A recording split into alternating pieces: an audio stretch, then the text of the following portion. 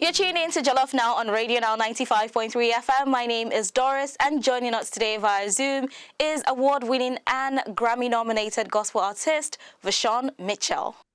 So what's going on? What's going on with you? And how's the weather over there? The weather's great. It's in the 90s and it's hot. The sun is out. It's been a good week so far. Oh, well, it's always hot in Lagos, although it's raining season, so it's always hot in Nigeria, actually. Yes, Okay. yes. Okay, so let's get right into this interview. Okay. So my first question is, why gospel music? It is my calling. It's my assignment. I Okay. learned a long time ago to follow my assignment and to do what God has called me to do. So there's no other music He's called me to. I've collaborated with other artists, but basically them singing gospel. So this is who I am. It is what I've created to do. So you started off working with your mentor, Mr. Hunter, Lonnie Hunter. What was the experience like? I was a kid. I was an assistant director at a church that Lonnie Hunter was a minister of music at. So I was over like the youth choir, things of that sort. So it was a good experience being from Chicago and being around so many great gospel artists and great gospel music that I learned from. Learning how to teach a choir or learning how to direct and things of that sort. So it was like part of my upbringing, just like you learn to read or you learn to Right. learn math. I was learning how to to work with choirs as well at the same time. Mm. Okay, and even at that, as a very young age, you held the position of Minister of Music, in your church. How was it? How hard, or should I say, how was it handling such responsibility? So I became a minister of music at 19. Mm-hmm. The responsibility was very hard, honestly, because you had so many people to manage, Mm. so many different personalities, and I was still young. I was still finding out my personality. Right. But I had some good trainers, some good uh, people to go sit up under conferences that I went to, and over time, within the first few years, it became not so hard, but more of understanding why I was called to do what I was doing. So it went from being hard to more like I became like the pastor of the music department Right.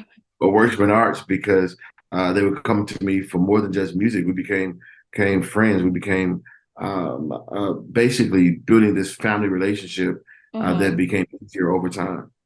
Okay. You made mention about, becoming a minister. And I also, because of course I had to do my research, I, have good information. I don't know if you're still or if you're currently the general overseer for music and worship arts at Mount Zion Baptist. Are you? I'm not, no. Okay, but how was the experience like during that period? So like I said earlier, I started as a minister of music at 19. So I learned a lot on Mm-hmm. building music departments, on how to create leaders and build leaders within departments. So being at Mount Zion was just another step up in teaching and training and building other leaders. So me being there was one thing, but to watch the leaders that I built, lead Mm. more and become more visible in the ministry was the best feeling ever. So I thank God for Bishop Walker and the church and the worship and arts department who allowed me to lead with them Oh. for 3 years. Yeah. So you started out writing and producing for others. When did it dawn on you that, it was time for you to, become mainstream or to join and be like in the forefront? So I don't know when it dawned on me, but I was writing a song called Miracles, I think. Okay. And I wrote a line said, "It's not only your time, but your turn." Good, It's nice. been a Okay. long time ago. Yeah, it's been a long time ago, so I can't remember exactly how it happened. But that song really resonated with me because at the time I was in college, and when it's time to eat, don't mean it's your turn yet. Because Mm-hmm, there's so many true. line in front of you, you gotta wait, you gotta get your food. But when it's your turn, you get to go find your seat and eat all you Hmm. can. So I just think that I learned so much being behind the scenes.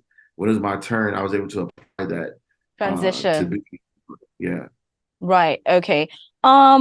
So what inspires your body of work and what is your creative process like? I'm inspired by the world, watching the news, definitely reading the Word of God, and just uh, asking God to give me a sound that resonates today, tomorrow, and forevermore. It's always been my prayer that I can write songs and sing songs that can live longer than I can. People will Mm, be singing "Nobody Greater" for years to come, or "Turn Around" for years to right, come, even when right. I'm long gone.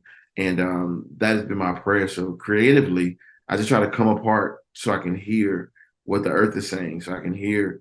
I can watch the news. I want to Mm, know who I'm talking what's to going around the on? world. Yeah, true. Yeah, around the world, not just in my own local body, and Mm-hmm. just be able to write to that, and just create bodies of work that has long life. Even if you don't, some songs that I have, people be like, "Oh, okay, that's okay," but then 7 months later, they need the song. So it's like, Right. that's how it is, and it's always been, and I believe it'll continue to be that songs that have that life that you need. All right, let's go on a quick break. I will be right back. You're tuning to Jollof Now on Radio Now 95.3 FM. My name is Doris, and today we're joined by award-winning and Grammy-nominated gospel artist VaShawn Mitchell. Do not touch that dial. Keep it locked on Radio Now 95.3 FM.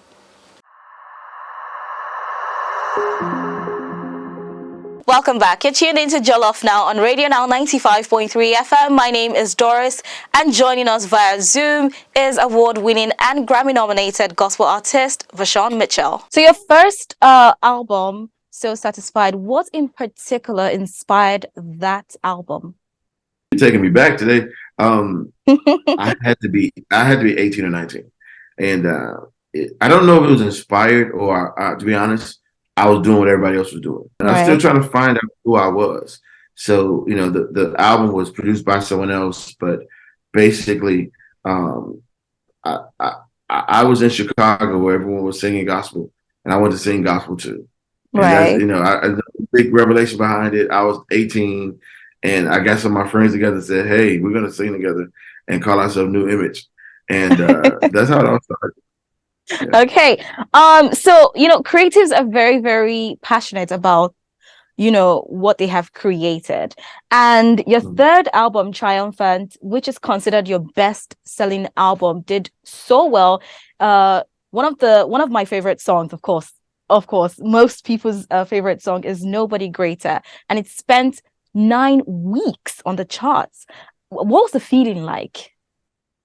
And it was the most listened song, by the way, in 2011. So, how were Yeah. you able to just take in all that, you know, info? So the feeling at the time was unreal, Mm. unreal. Remember, to go from the background to then doing your own thing and it not really happening for you.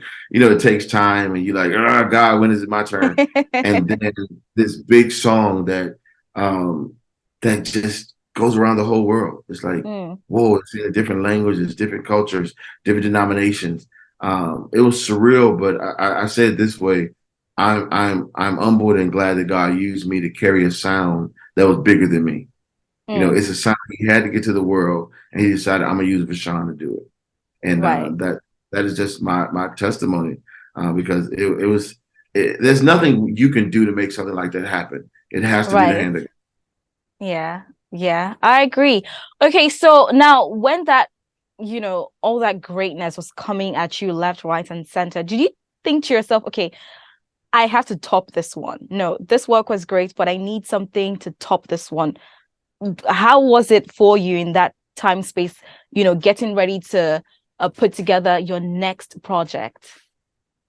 So you know what? I never thought about it until one Okay. day I was in an interview, and the interviewer, he said, so Doc, what you gonna do? How you gonna top Nobody Greater?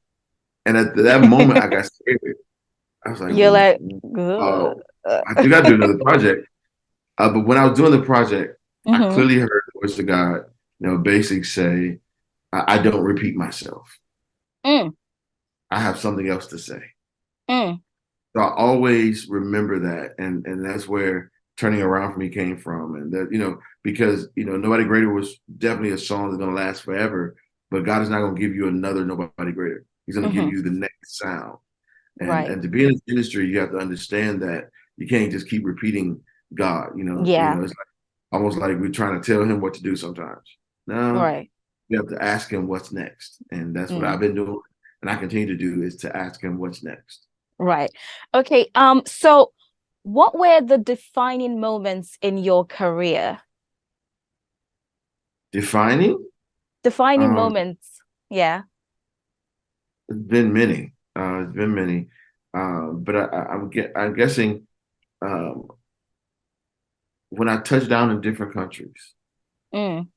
and in different countries, the reception that people knew me that I didn't know knew me. You know, this is pre big Facebook, pre big Twitter, all that. Right. So basically, I went somewhere and they were waiting for me that I didn't know they knew me.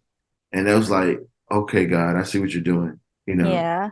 you're taking me to the world for a reason, and that was the defining point. It wasn't no awards and all that. That's all. Um, I'm grateful that people acknowledge, my music career and the music that Yeah. he's given. But it's more important to be able to minister at places that may not you may not be able to go to sometimes, whatever, Mm. never thought about. You know, Yeah. I was going to South Africa and I was going to Nigeria, to London, to Australia, and they knew who I was, and they were waiting for this music that God gave me. It was like Right. that was the defining factor in my career. Right. So you've had 25 plus years in this music career. And things change, people change, the world changes. How have you been able to manage with, the constant change, especially, vis-a-vis creating content, creating music, especially gospel music, which, is your forte. How's it been for you, having to change with the You know, times? I'm gonna say two things. The first thing is that I went to school for music business, so being able to Mm-hmm. understand the business of music and to make better deals and contracts helped me maintain financially Mm-hmm. because of some of those deals that I was able to change and own masters and things of that sort over the years. But secondly, is that, like I said before, I asked God what's next, so I can continue to evolve. Not change, but evolve. Mm. That sometimes our messages are pure, but our methods are old. Right. So I try to make sure that I'm always releasing a pure message in a new way. Mm. And Mm. that takes studying, Mm. not just singing. They say studying the industry, studying the craft, understanding that part of it is a business to Mm-hmm. get the music out, although what we do is total ministry, but the other part that gets the ministry out is a business. So, and I understand the balance between ministry and business of what we do. Right, right. Speaking of business, speaking of ministry, you also mentioned when you were 18, 19, starting out with your So Satisfied album, you had to have a group of friends coming. And I know that with your type of work, you always collaborate in your albums. Why is that? Um, You know what? I don't think there's like a deep reason. Mm-hmm. I just that's just what my style, Mm. And when I write something and I hear a certain voice, I pray that they would do it when I call them. Every song that I write is not just for me. That's the thing. True. But it's certain sounds that I believe that we, the body of Christ, can come together and release and reach a bigger audience. Okay. If me and Donnie McClurkin are singing a song together, then we're reaching a bigger place. Mm. And basically we're sending Jesus out in a big way. Okay, so let's talk about the Norman Youth Arts Foundation. What drove you to start the foundation? When I was in school, there was a lot of arts programs and music programs. Where I grew up at, a lot of those programs have been deleted due to lack of funding.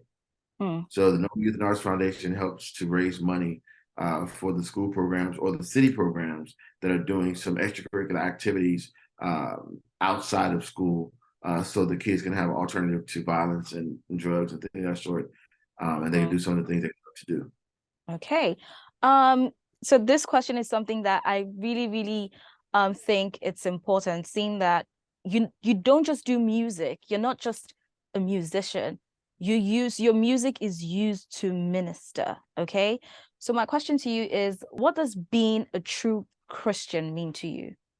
Being a true Christian means, living the life you sing about, living the life you preach about, living the life you talk about. It's one thing to talk about it, but the truth is to live it. Hmm. Um, God has called us to be like Christ, to be in the image of Christ. So being a true Christian is being and living in his image. Hmm. Okay. So what next? What should we expect from VaShawn? Any new album coming out? Yeah, I got a new single out now entitled "See the Goodness" featuring Donnie McClurkin. It's Hmm. it's available everywhere you stream your music, and you get the full version on YouTube, iTunes, and all that good stuff. But I got a new project coming out in August. I want to say August the 23rd or somewhere around there, Okay. entitled Chapter X: See the Goodness. And what I tell you, it is a body of work that will encourage, inspire, and uplift listeners everywhere that they will see the goodness of the Lord. Okay. Thank you so much, VaShawn, for, taking out time to do this interview with us. Absolutely. Thank you. Thank you. All right, it's officially a wrap on Jollof Now on Radio Now 95.3 FM. My name is Doris, and today we're joined via Zoom by award-winning and Grammy-nominated gospel artist VaShawn Mitchell. Do not touch that dial. Keep it locked on Radio Now 95.3 FM. Ciao.